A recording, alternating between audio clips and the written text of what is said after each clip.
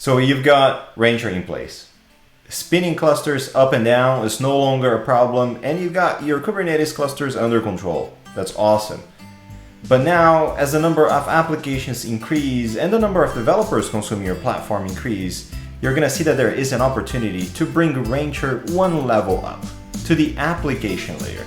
And you're gonna see today how this can help you tackle problems and challenges across developer experience, application policies, pipeline chaos, and so many other things. Let's dig into it.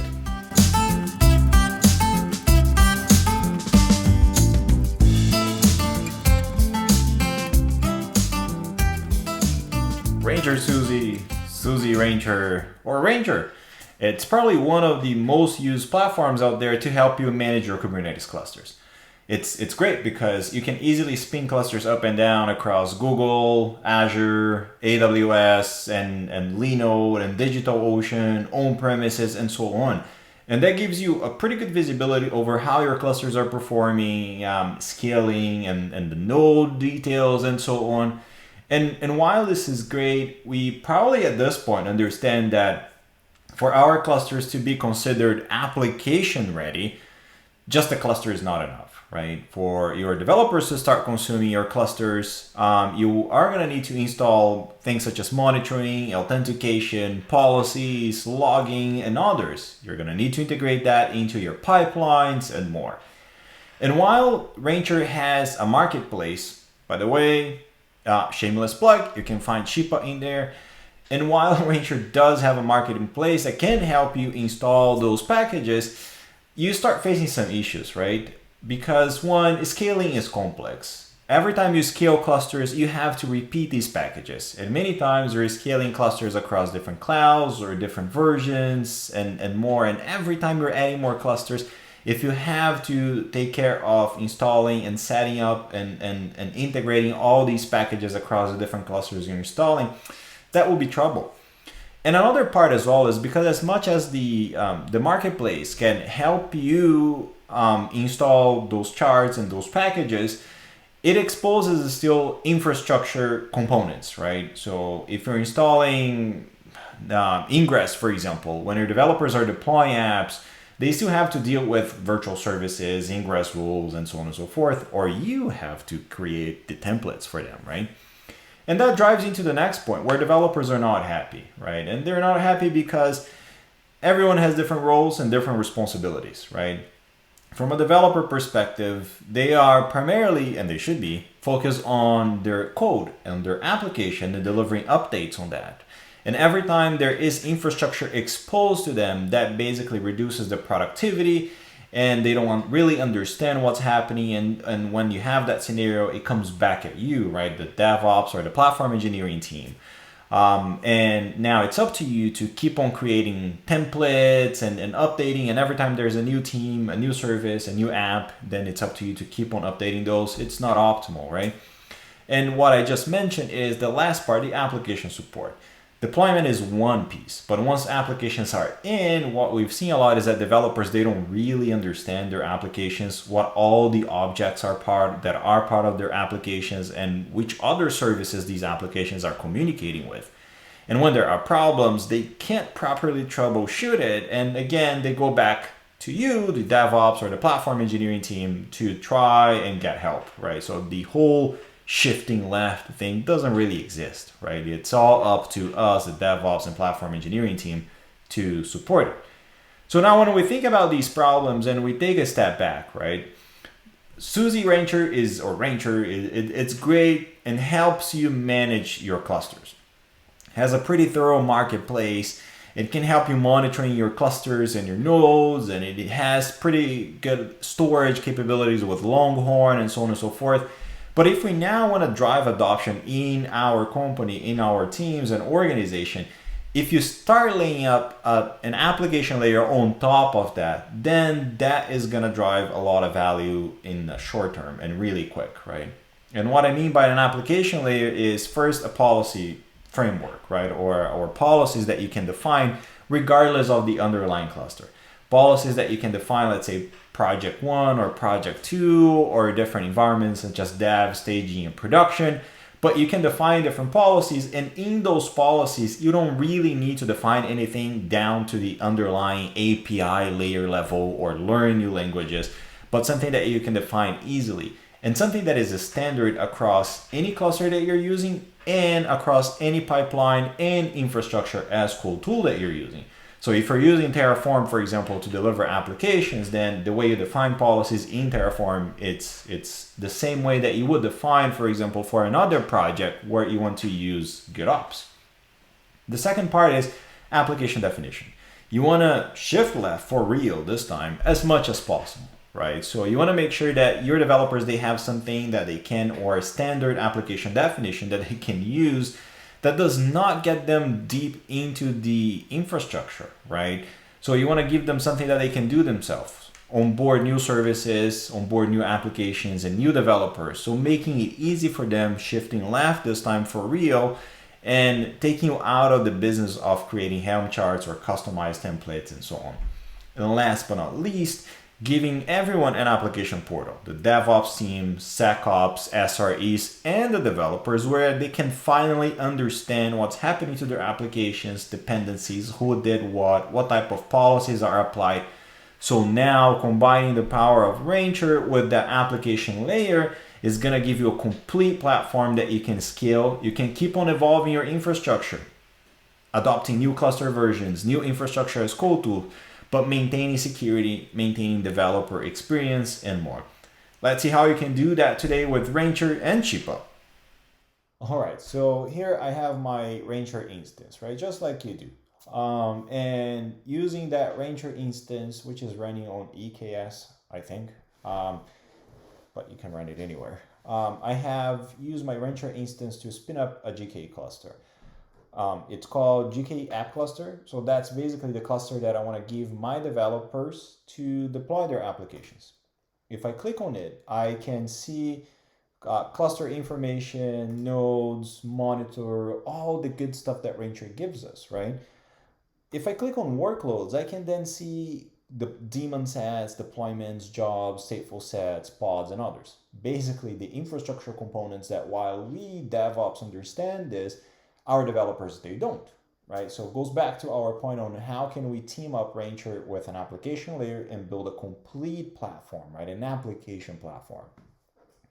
To do that, as mentioned, we're going to be using Shipa. I have here my instance of Shipa running. You can sign up for an account and it's free under apps.shipa.cloud. Again, apps.shipa.cloud. Or if you want, you can run Shipa inside your own cluster using a self-hosted version. And again, shameless plug, if you also want to use Rancher to install Shipa, Shipa is part of the Rancher marketplace. So you can install Shipa, the control plane, in your cluster using Rancher itself. Just for me today, I'm going to be using the cloud version. And again, you can create a free account. You can do whatever fits your environment best. So now, how can we connect Shipa to a cluster that we created using Rancher, right? So we can give that cluster to our users. If I check my terminal, I can see here that I have I'm already connected to that GKE cluster, and I have a few namespaces, so Kubernetes system namespace and the Rancher namespaces, but no monitoring, no ingress, no nothing. Right? I just want to get this cluster and the quote unquote raw cluster and make it an application ready cluster. The first step for us to connect those things is create a policy framework using Shipa. Shipa policy frameworks are going to be the contract between two things. One, between your application layer and your underlying cluster. So nothing is deployed in your cluster if it doesn't comply with the policies that you create.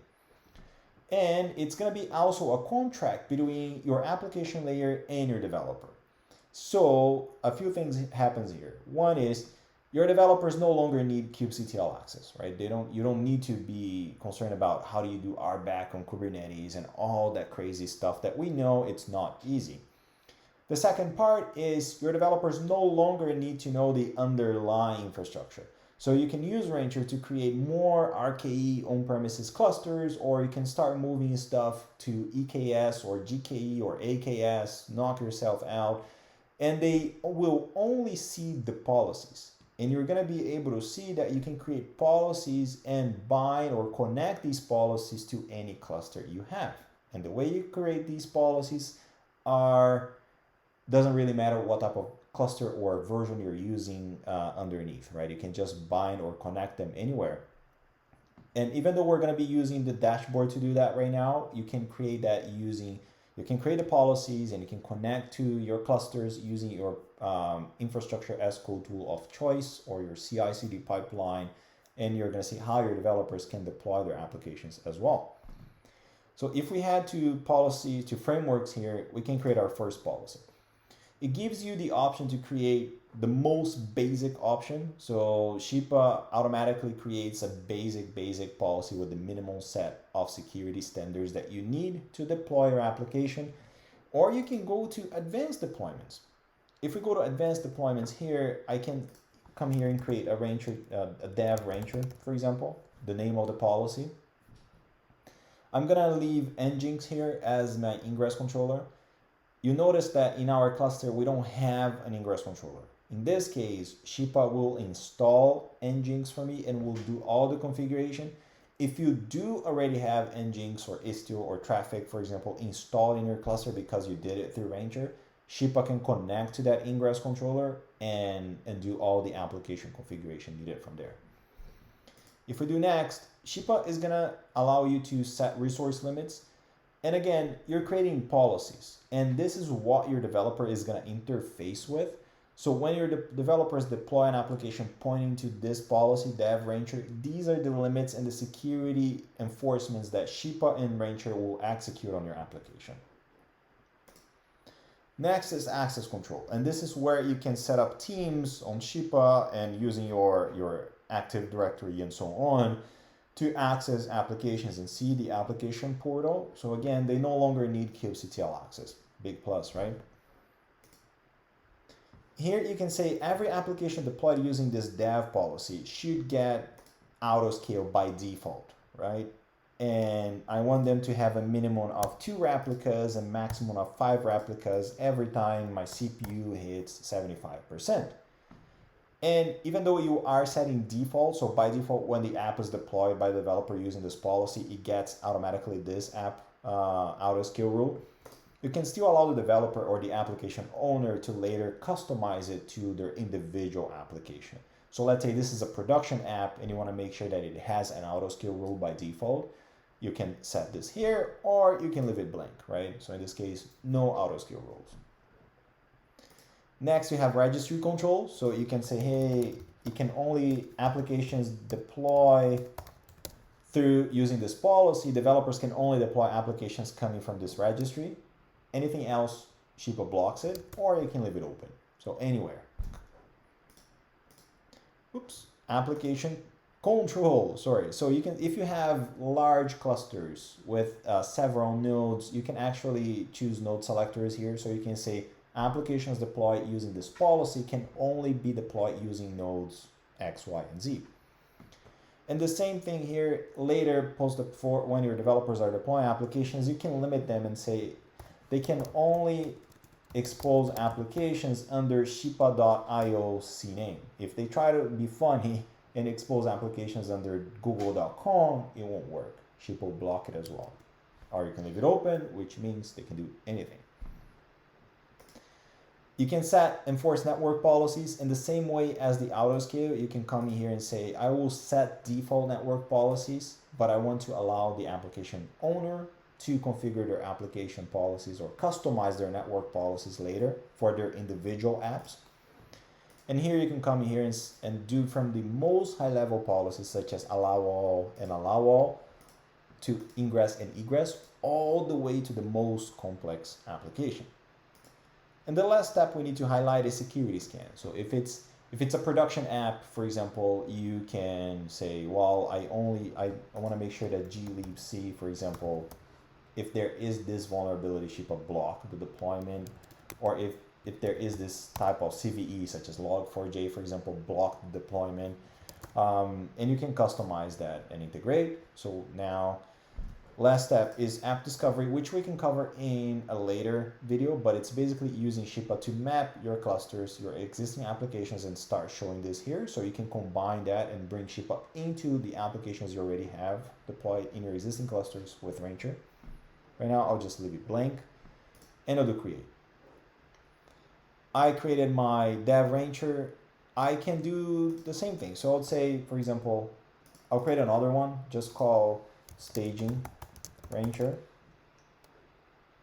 with the most basic ones, and I'm gonna create another one called production Rancher. Why not, right? So I have 3 policies here, and you're gonna notice that I created a very extensive policy while not having to touch any complexity on Kubernetes. And we're going to be connecting these policies to Kubernetes without having to deal with Rego, API version, YAML, all that complexity, right? That when you're exposing Kubernetes, raw Kubernetes, you have to deal with. This is an application platform bundled with Rancher. So the next step for us is to connect Shipa to that cluster.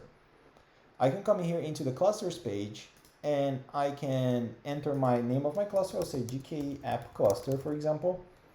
And I can choose which policies I want to connect to my clusters. I can choose one or multiple policies. Every policy you connect to your cluster, it's gonna become a namespace. So later, when your developer points their application to a specific policy, their applications are gonna be deployed in that namespace. So if we click next, it's gonna ask us for the details of your cluster, so Shipa can connect to it. It asks basically for your Kubernetes API, asks for a token, which is a service account that you need to create for Shipa, so your Shipa can communicate and control your cluster, and the certificate for that account.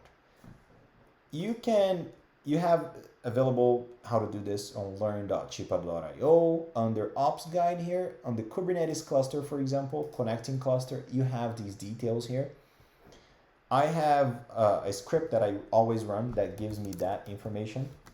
And I'll leave that gist of the script here in the video description so you can use it as well. It creates a service account for me. It gives me the token and the certificate for that cluster.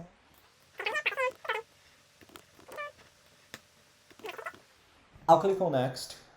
Here, I'm not using any existing Nginx controller. If you do, here's the point where you can enter your Nginx information. I'm just gonna have Shipa install it all for me, and I'll do create. The install process takes about 1 or 2 minutes, or the connection. And I know I exposed my certificates and all, my IP. By the time you see this video, everything is gone. So now we just have to wait. All right, we can see that our cluster has been connected to Shipa. And let's see, if I go to my terminal and I do get namespace, nice. As mentioned before, you can see here the 3 namespaces, one for each policy that we connected to this cluster. All right, now, assuming you're giving access to your developer, right? What does it look like from a developer perspective? Your developer could come here into the applications, and your developer will say add app and bulletin, let's say, the name of his application, his or her app. And your developer could choose one of the policies. Again, your developer is now interfacing with the policies you give access to the developer, right? Or the team where the developer belongs to, no longer the cluster. So I'll choose production Rancher, which is one of the policies we previously created, and I'll say create. You can see my app is created here. If I go into bulletin now, me as a developer, I can deploy my application. I'll deploy a simple bulletin board app, and you can see that I have different apps, right? Different options for deployment, exposing ports, canary, and so on, but I'll keep it simple. I'll deploy it here. The deployment should take a few seconds only. All right, the deployment finished. And you can see that Shipa created the endpoint where the application can be accessed, both in internal and external endpoints. And if you don't want to expose external endpoints, you can just block it using the policies. But here comes the other part as well, right? Your developers, they can see exactly information about who owns the application, who created, and they can control their services. Now they have full visibility into it.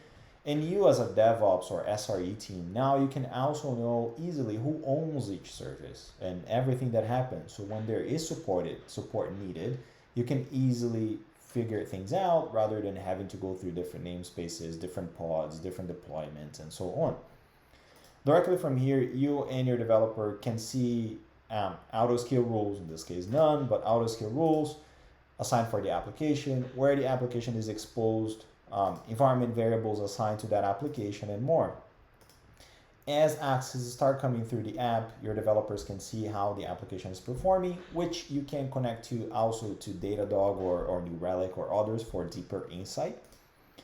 You can see how the resources are behaving. You can see everything that happened to the application, right? Deployments that happen and so on.